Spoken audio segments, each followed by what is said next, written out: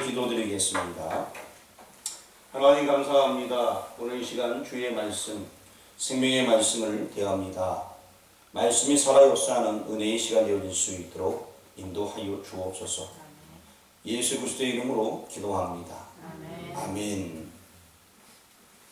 오늘 제목을 한번 읽어보시기 바랍니다. 시작. 제사장의 사명. 제사장의 사명인 것입니다. 그러니까 우리 여기 앉아 계신 성도 여러분들은 제사장 하게 되면은 구약 시대의 제사장은 신약 지금 시대에는 목사님입니까? 목사님의 사명에 대한 이야기를 하고 있구나. 그러니까 우리는 딴 데 보고 놀고 있어야지. 아마 대부분 그러실 거예요. 그래서 제가 성경을 한번 적어왔습니다. 베드로전서 2장 9절 여기 적어놨는데 보이시는 분은 한번 읽어주시기 바랍니다. 시작. 그러나 너희는 택하신 족속이요 왕같은 제사장들이 거기까지요. 중요한 말이 많이 있는데 너희는 택하신 족속이요 왕같은 제사장들이요 라고 얘기합니다. 누구한테 하는 얘기죠? 누구요? 제요? 누구요? 예, 나예요, 나. 다시 한번 우리 한번 읽어보겠습니다. 시작. 그러나 너희는 택하신 족속이요 왕같은 제사장들이요 거룩한 나라요 그의 소유가 된 백성이니 이는 너희를 어두운 데서 불러내어 그의 기이한 빛에 들어가게 하시니에 아름다운 너를 선포하게 하여 하시니라. 한번 따라 하시길 바랍니다. 나는 왕같은 제사장이다. 아멘.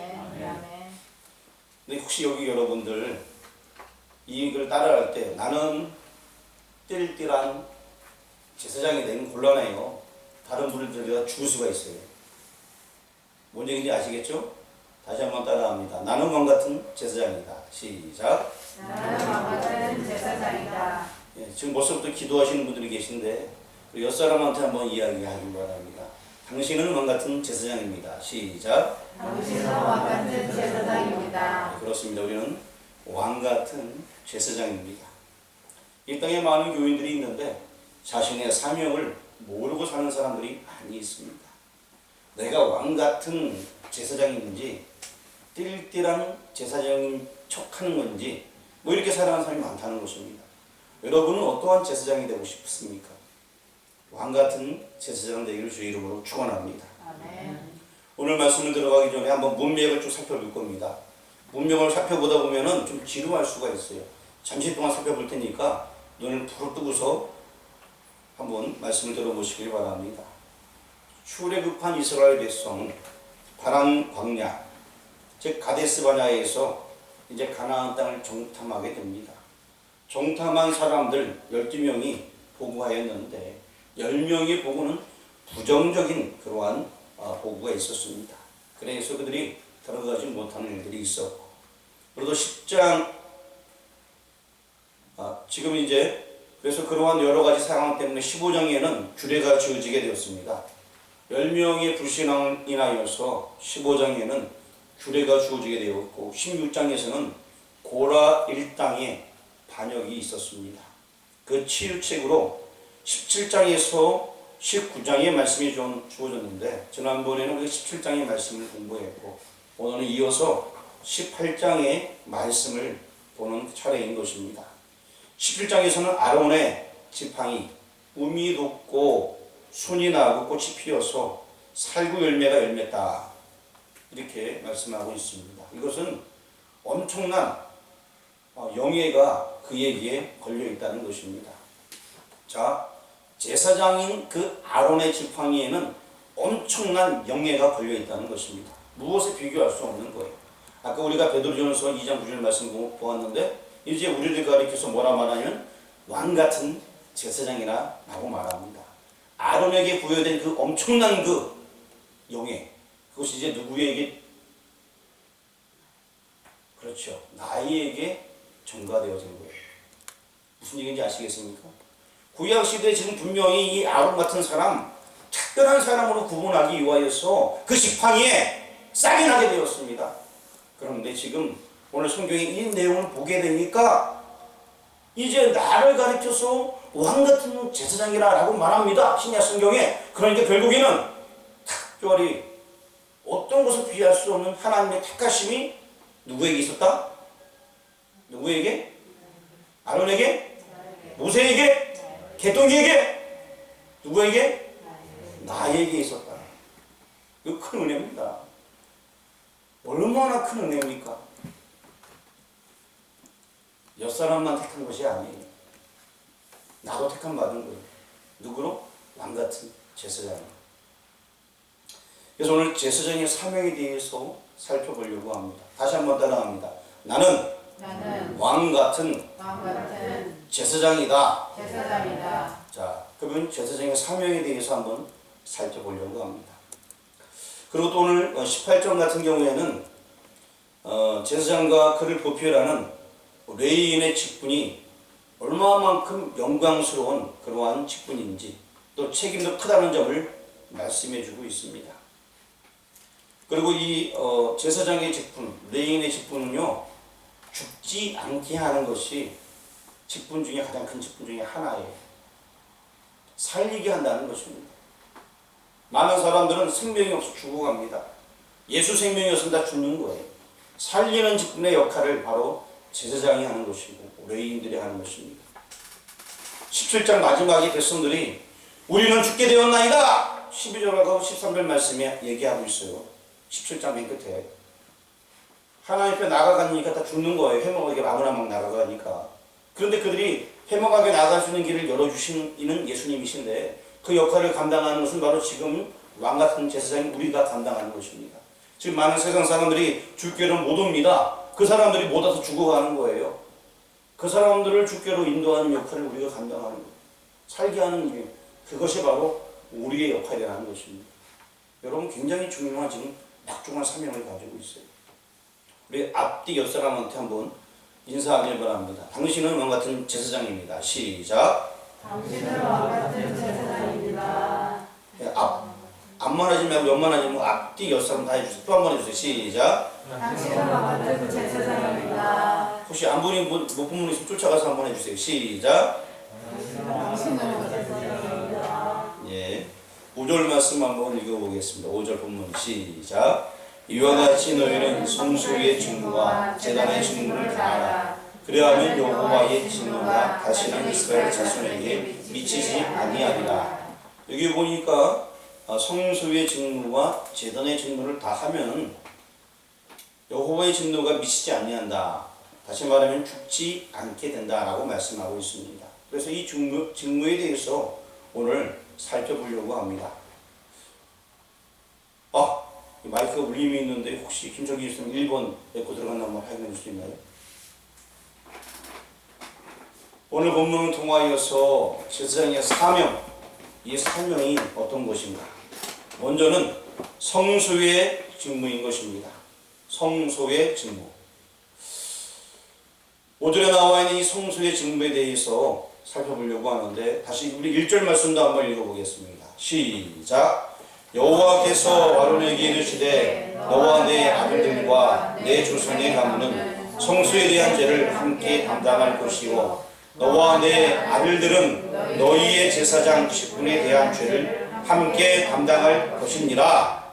아멘. 이 성소의 직무에 대해서 1절 말씀에 성소에 대한 죄를 함께 담당할 것이 하면서 성소에 대해서 얘기해 주고 있습니다.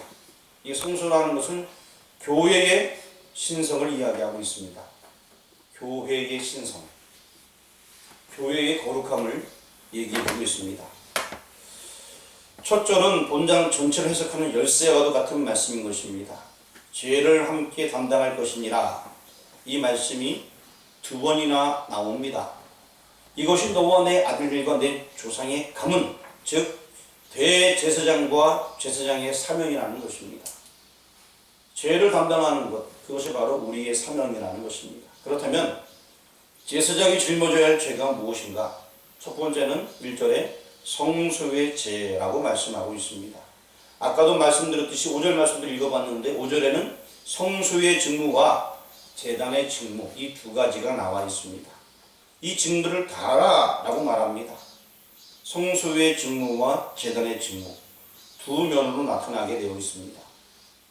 성소는 하나님이 거하시는 집인 것입니다. 성소는 누가 거한다고요?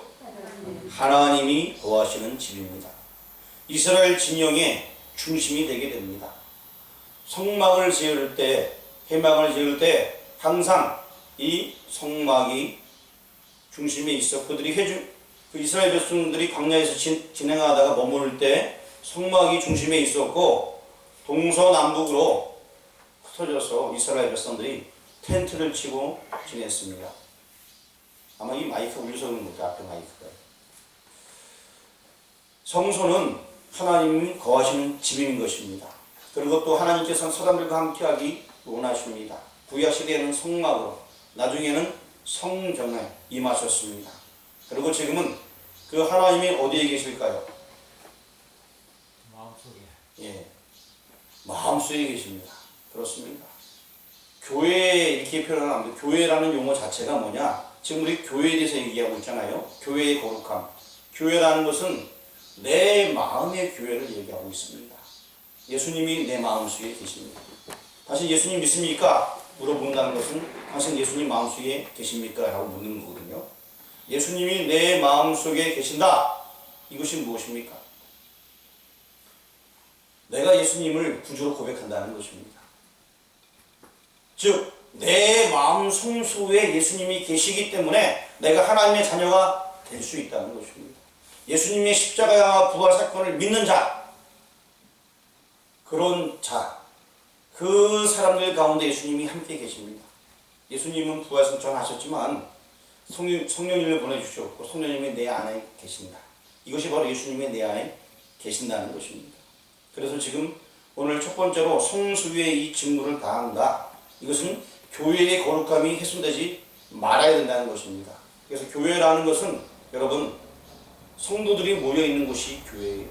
두세 명이 모인 그 곳. 두세 명이 모여서 뭐하는 것? 예배하는 것. 그것이 바로 교회예요. 또한 교회는 무엇이냐? 내 마음에 성전 삼아 들어오신 예수님, 그분이 계시는 곳이 교회인 것이에요. 내 마음속에 예수님이 계신데 내가 매일 엉뚱한 일만 하고, 내 마음속에 예수님이 계신데 맨날 이 속에다가 술만 퍼붓고, 내 마음속에 예수님이 계신데 맨날 미운 말만 막 하면 어떻게 되겠어요? 내 마음에 예수님이 계신지 안 계신지 한번 확인해 봐야 돼요.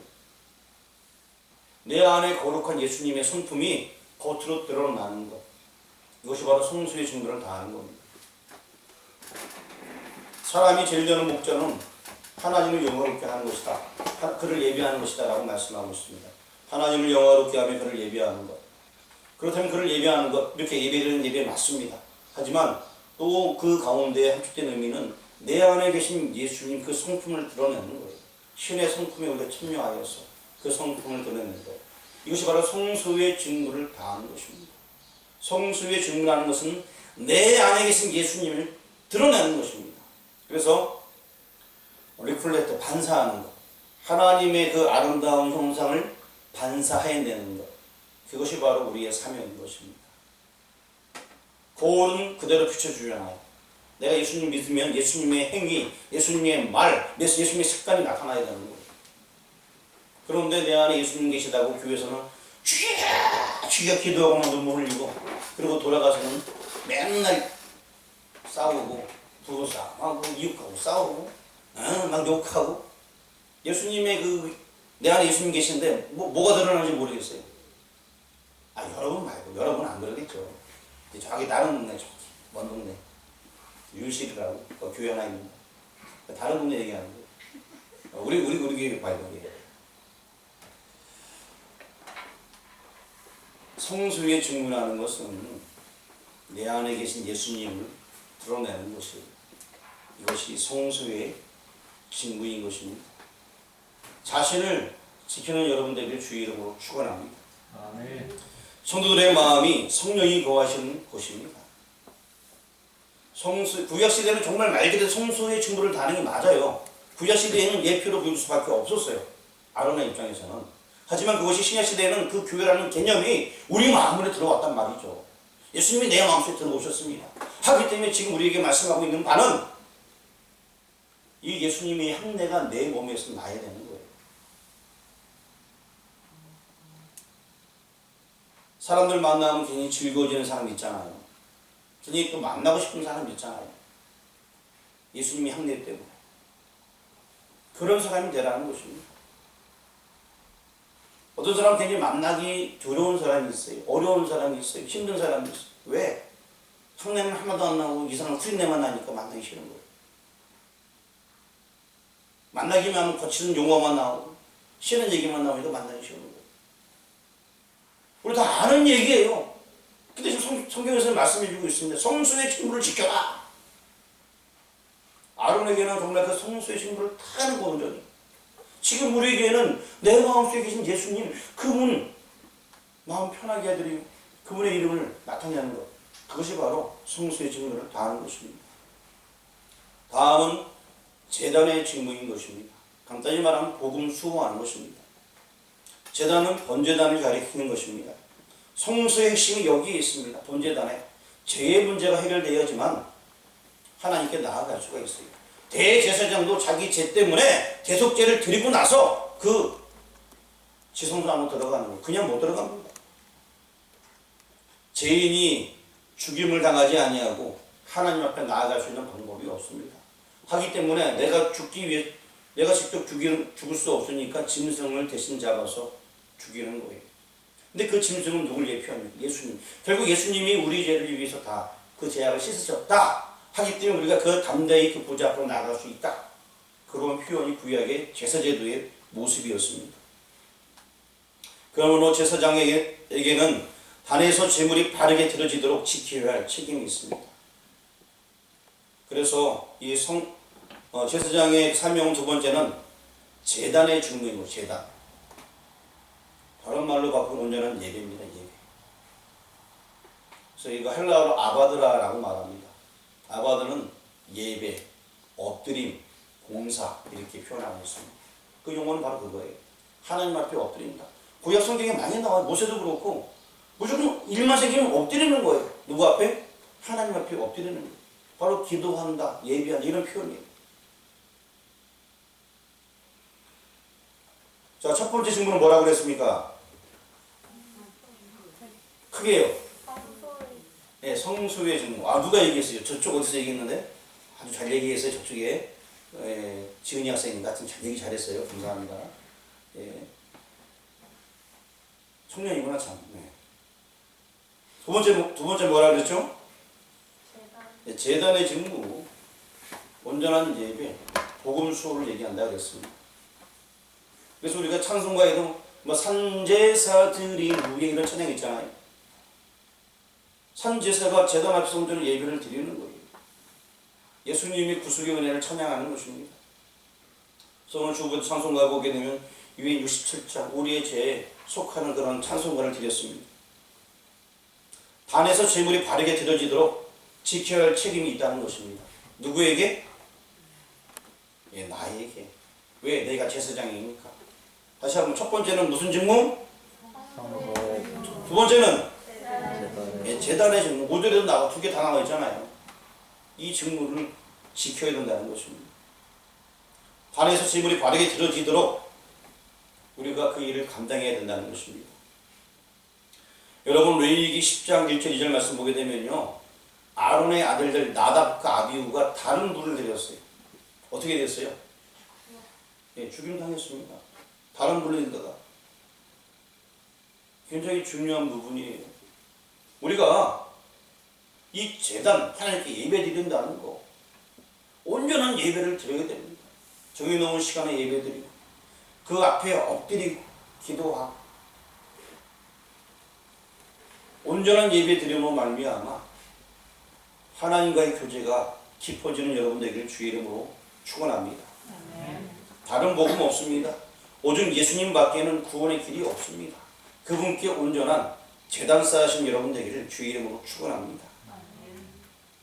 어떤 사람은 선행으로 구원받는다 라고 생각하는 사람이 있어요. 그래서 우리가 세상 법에도 보게 되면 뭐 선한 사마리아인 법 이래갖고 뭐 의도가 좋았으면 뭐 되는 것처럼 이렇게 얘기하는 경우가 있는데 그 세상 사람들이 이야기하는 그런 기준이에요. 선한 사마리아인. 그러면 선한 사마리아인처럼 착한 일 하면 구원받느냐? 그거 아니거든요. 성경의 핵심은 그 부분 얘기하자고 선한 사마리아인 끄집어드린 거 아니에요. 예수님의 비유는. 법안 죽게 된 그 사람, 누가 돌보지 않으면 죽을 뻔한 그 사람, 레인도 제사장도 지나갔습니다만 사마리아 사람이 그를 보살펴 살렸습니다. 그 비유의 핵심이 무엇입니까?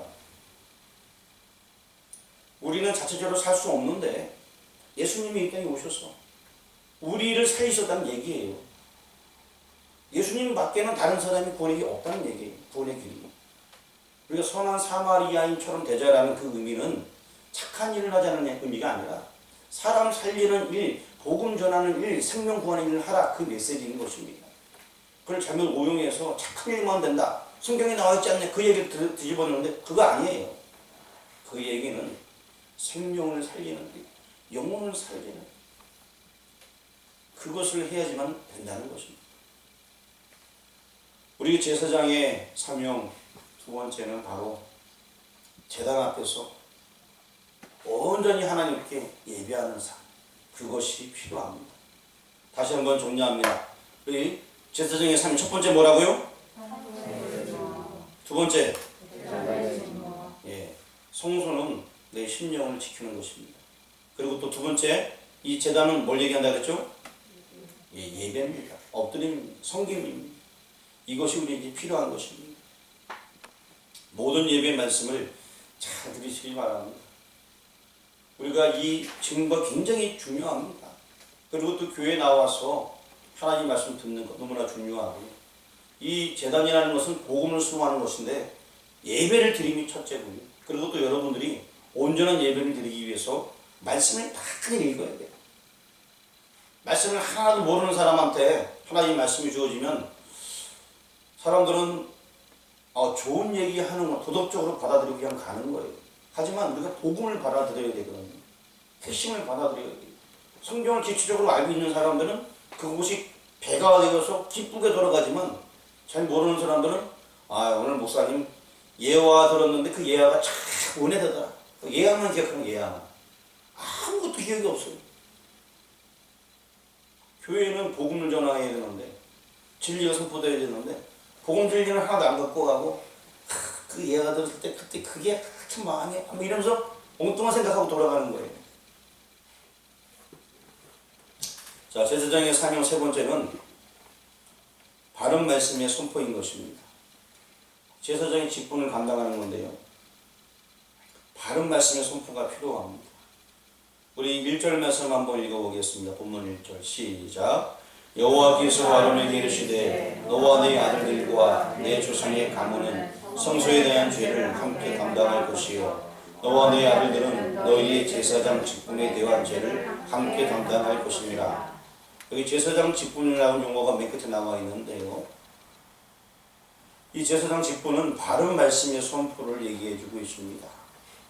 제사장 직분을 맡은 자에게는 그의 사명과는 중요한 책임이 있습니다.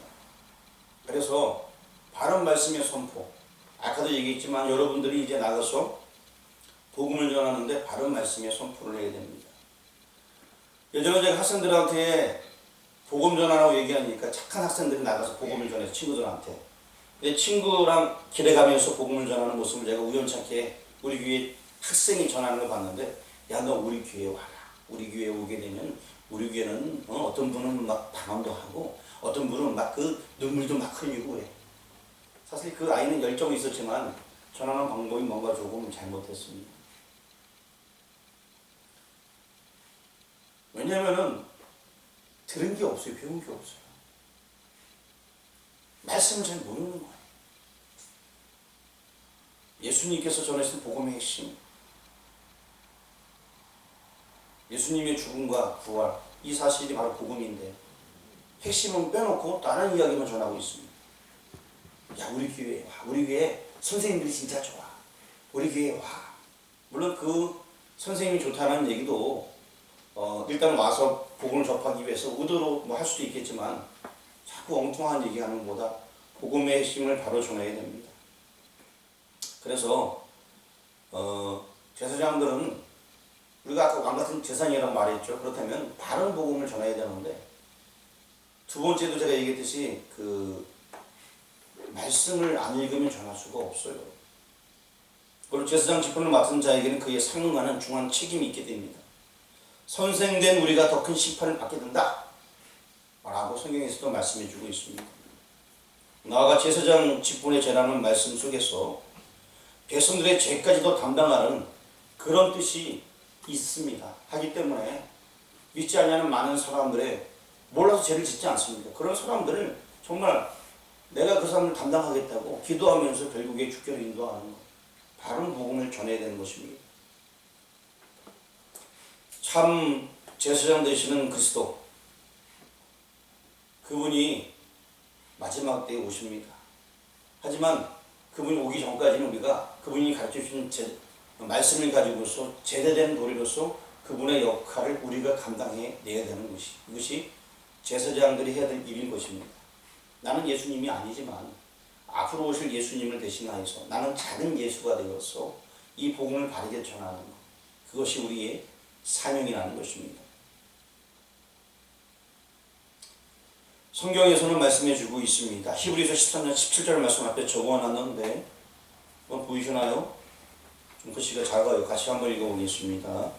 너희를 인도하는 자들에게 순종하고 걱정하라. 그들은 너희 영혼을 위하여 경성하기를 자신들이 천성할 자인으로 같이 하느니라. 그들로 하여금 즐거움으로 그것을 하게 하고 근심으로 하지 말라. 그렇지 않으면 너희에게 유익이 없으리라. 이 말씀은 오늘날 말씀 전하는 많은 목회자들한테 하는 얘기이기도 하고요. 그리고 또 여러분들이 정말 복음을 잘 전할 수만 있다면 특별히 복음 잘 전하는 분들이 있습니다. 그 사명을 감당하시길 바랍니다. 그리고 또 주변에 많은 사람들을 함께 도와주시길 바랍니다. 말씀을 선포하는 것은 즐거움으로 해야 되는 것이고요. 말씀을 전하는 자들에게는 우리가 순종하고 복종해야 됩니다. 각자가 왕같은 제사장으로 여기 모인 우리 분들이, 여기 모인 모든 교우분들이 살아가기를 주의 이름으로 축원합니다. 이제 본단을 관찰해 보게 되면은 목회 서신을 대하는 그런 느낌도 많이 있습니다. 그래서 제가 바울의 목회 서신에 디모데에게 쓴 그런 내용들을 좀 적어봤는데요. 디모데전서 6장 14절 말씀 앞에 적어놨습니다. 한번 읽어보겠습니다. 시작.